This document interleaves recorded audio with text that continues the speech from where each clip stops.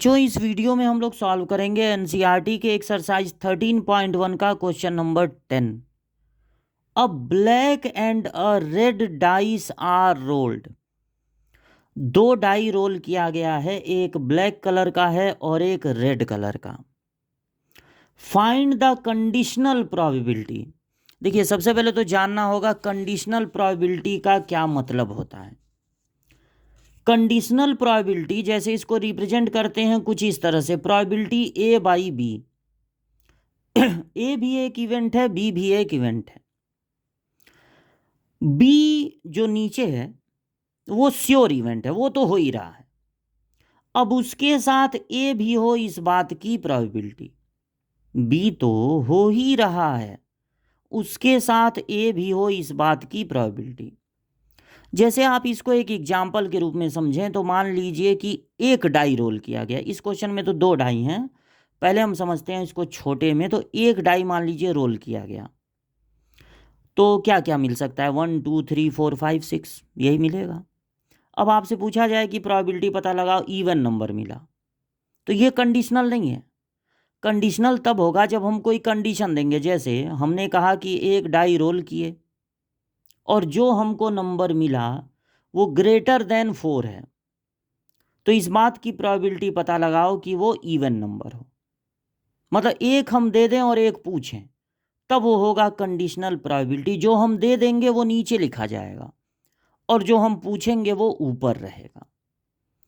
तो probability A by B का मतलब है बी तो हो ही रहा है, उसके साथ ए भी हो, इस बात की प्रोबेबिलिटी। इसका फार्मूला होगा नीचे की प्रोबेबिलिटी नीचे और दोनों के इंटरसेक्शन की प्रोबेबिलिटी ऊपर। इसी तरह प्रोबेबिलिटी बी बाई ए का मतलब होगा ए तो हो ही रहा है, अब इस बात की प्रोबेबिलिटी पता लगाओ कि बी भी हो। तो फार्मूला हो जाएगा नीचे की प्रोबेबिलिटी नीचे और दोनों के इंटरसेक्शन की प्रोबेबिलिटी ऊपर। अब यहां पर क्वेश्चन में क्या है, एक ब्लैक और एक रेड डाइस रोल किया गया। तो देखिए, जब दो डाइस हैं, चाहे दोनों सेम कलर के हों, दोनों वाइट हों, चाहे एक तो ब्लैक हो एक तो रेड हो, इससे क्या मतलब है? मतलब दो डाई हैं। तो सबसे पहले आपको लिख लेना चाहिए टोटल आउटकम्स, जिसको हम कहते हैं एम तो छूट गया, सैंपल स्पेस। फिर से लिख दे रहे हैं सैंपल स्पेस। तो अब सैंपल स्पेस में जब देखिए दो डाई रोल होगा तो टोटल 36 आउटकम्स आएंगे। ये बात आपको 10th क्लास से ही पता है। टोटल 36 आउटकम्स आएंगे, क्योंकि अगर दो डाई आप रोल किए हैं, मान लीजिए ये है आपका ब्लैक वाला और ये है रेड वाला, तो ब्लैक वाले में 1 2 3 4 5 6 आउटकम्स आ सकते हैं, रेड वाले में 6, तो टोटल आउटकम्स हो जाएंगे 36। पूरा लिखना चाहें तो लिख सकते हैं, कोई ज़रूरत भी नहीं है। अब पहला क्वेश्चन है, find the conditional probability of obtaining a sum of greater than 9 given that black die result in 5। अब देखिए, इसको दो इवेंट बना लीजिए। एक इवेंट मान लीजिए ए हो गया, तो ए क्या हो गया, सम ग्रेटर देन 9, सम ग्रेटर देन 9। तो टोटल सैंपल स्पेस में से आप लिखिए उनको जिनका सम 9 से ग्रेटर हो। तो जब डाई रोल करेंगे तो आएगा 1 1 1 2 1 3, ऐसे करते करते आएगा। तो सम ग्रेटर देन 9 हो, यानी कम से कम 10 हो। तो 10 आपको मिलेगा, जैसे मान लीजिए 1 के साथ तो मैक्सिमम 6 तक मिलेगा, तो 9 मिलने की 10 मिलने की कोई पॉसिबिलिटी ही नहीं है। 2 के साथ भी मैक्सिमम 6 मिलेगा, तो ज़्यादा से ज़्यादा 6 और 2 8 होगा। 3 के साथ मैक्सिमम 6 मिलेगा, वो भी 9 होगा, हमको ग्रेटर देन 9 चाहिए ना। तो सबसे पहले हमको मिलेगा 4 6 जब सम 9 है, सॉरी 9 से ग्रेटर है। फिर हमको मिलेगा 5 वाले में 2 ठो मिलेगा, 5 5 10 होता है और 5 6 11 होता है, वो भी 9 से ग्रेटर है। और 6 वाले में 3 मिलेगा, तो 6 वाले में मिलेगा पहले 6 4, फिर 6 5, फिर 6 6। ये कम है तो इनको लिख लेंगे पूरा, उसके बाद एक इवेंट है, मान लीजिए वो बी है, तो बी क्या है, ब्लैक डाई रिजल्ट इन 5, ये है ब्लैक डाई रिजल्ट इन 5, मतलब ब्लैक वाले डाई पे 5 आया हो, तो 5 के साथ या तो रेड वाले का 1 आएगा, या 2 आएगा, या 3, या 4, या 5, या 6। अब आपको लिख लेना है, जब दोनों इवेंट लिख लेंगे तो ए इंटरसेक्शन बी भी लिख लेना है, उसकी भी जरूरत पड़ेगी।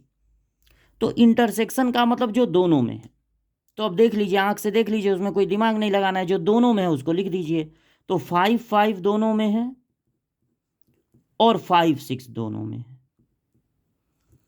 अब आपको ये डिसाइड करना है कि probability A by B find करना है या probability B by A find करना है, ये पहले डिसाइड कीजिए।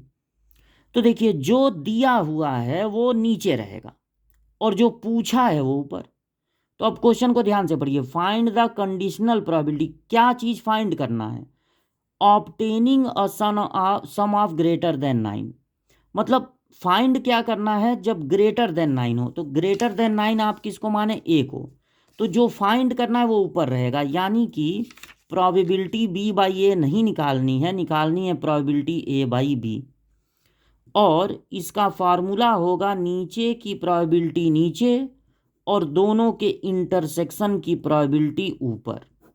देखिए, इंटरसेक्शन में कितने एलिमेंट हैं, 2, और टोटल कितने एलिमेंट हैं, 36, तो इंटरसेक्शन की प्रोबेबिलिटी हो जाएगी 2/36। फिर बी की प्रोबेबिलिटी, बी में कितने एलिमेंट हैं गिनिए, 1 2 3 4 5 6, बी में कितने एलिमेंट हैं, 6, और टोटल कितने एलिमेंट हैं, 36, तो प्रोबेबिलिटी के लिए टोटल से डिवाइड करना पड़ेगा। अब 36 कैंसिल हो गया तो बचा 2/6, कैंसिल करके बचा 1/3, तो फर्स्ट पार्ट का आंसर हो गया 1/3। फिर अब देखिए second part, find the conditional probability of obtaining a sum of 8, sum होना चाहिए 8, ग्रेटर देन 8 नहीं, 8 होना चाहिए, एग्जैक्ट 8। तो यहां पर एक इवेंट हो गया कि सम हो 8, तो पहला लाइन मान लीजिए आप 1 से शुरू करते हैं तो 1 6 तक ही जाएगा, तो 8 आने का सवाल ही नहीं है। दूसरे लाइन में मिलेगा 2 6, तीसरे लाइन में मिलेगा 3 5, फिर मिलेगा 4 4, फिर मिलेगा 5 3, एग्जैक्ट 8 चाहिए, और फिर मिलेगा 6 2। फिर एक इवेंट हो गया बी, बी क्या है, given that the red die results in a number less than 4, ये 4 है, लेस देन 4, तो रेड डाई मतलब ये दूसरा वाला, उस पे नंबर आया, अ नंबर लेस देन 4, 4 से कम आया हो, और इसमें ब्लैक वाले में कुछ नहीं कहा है, तो जब हम दूसरा वाला लिखेंगे तो टोटल में से लिखेंगे, पूरे सैंपल स्पेस में से लिखेंगे, ये नहीं कि जो ए लिखे हैं उसमें से देख के लिखना है, नहीं नहीं, उस ये दोनों इवेंट सैंपल स्पेस पूरे में से देख के लिखना है। तो ये क्या है, रेड डाई पे आया हो number less than 4, red die results number less than 4, तो अब इसको पूरा आप लिख लीजिए, कम में भी लिख सकते हैं, जैसे कम में लिखना हो तो इसके लिए कोई ब्लैक डाई पे कुछ भी आए तो इसके लिए आउटकम्स हैं 6, टोटल 1 2 3 4 5 6, कुछ भी आ जाए, और दूसरे वाले पे लेस देन 4 आना चाहिए, यानी या तो 1 आए या तो 2 या तो 3, तो इसके लिए 3 ऑप्शन है, तो टोटल कितने हो जाएंगे 18। अगर पूरा लिखना चाहें तो देखिए होगा 1 1 1 2 1 3, 2 1 2 2 2 3, 3 1 3 2 3 3, ऐसे पूरा 18 लिख डालिए, या ऐसे भी लिख देंगे बोर्ड एग्जाम में, कोई दिक्कत नहीं है, इसको परम्यूटेशन से लगा लिया गया। अब आपको जरूरत पड़ेगी ए इंटरसेक्शन बी की, तो इंटरसेक्शन में क्या होगा कि इस दूसरे डाई, मतलब दोनों में जो कॉमन, दूसरे डाई पे या तो 1 2 3 आया हो, या तो 1 आया हो, या तो 2, या तो 3। तो इसमें कितने ऐसे, अब दोनों का इंटरसेक्शन लिखना है तो दोनों में से देख के लिखेंगे।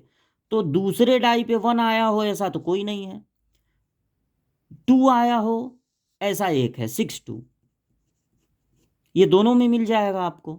और 3 आया हो सेकंड वाले पे 3 ऐसा भी एक मिल रहा है, 5 3। तो यही दो एलिमेंट दोनों में कॉमन होंगे। अब आपको ये डिसाइड करना है कि प्रोबेबिलिटी ए बाई बी निकालनी है कि बी बाई ए। तो जो गिवन जिसके साथ है, गिवन दैट, ये जो सेकंड वाला हम माने थे कि लेस देन 4 हो, गिवन दैट वाला नीचे रहेगा, यानी यहाँ पर भी ये बी ही नीचे रहेगा। तो प्रोबेबिलिटी निकालनी है ए बाई बी। तो ये हो जाएगा नीचे की प्रोबेबिलिटी नीचे और दोनों के इंटरसेक्शन की प्रोबेबिलिटी ऊपर। इंटरसेक्शन में कितने एलिमेंट हैं, 2, और टोटल कितने एलिमेंट हैं, 36। तो केवल काउंट करके नहीं ना लिख देना है, यहाँ प्रोबेबिलिटी है ना, तो प्रोबेबिलिटी का मतलब होगा टोटल से डिवाइड भी करना पड़ेगा। और बी में कितने एलिमेंट हैं, 18, और टोटल कितने हैं, 36। ये कैंसिल हो गया, बचा 2/18, और कैंसिल कर दीजिए, सिंपलेस्ट फॉर्म में आंसर देना है तो 1/9। फर्स्ट पार्ट का आंसर है 1/3 और सेकंड पार्ट का आंसर है 1/9।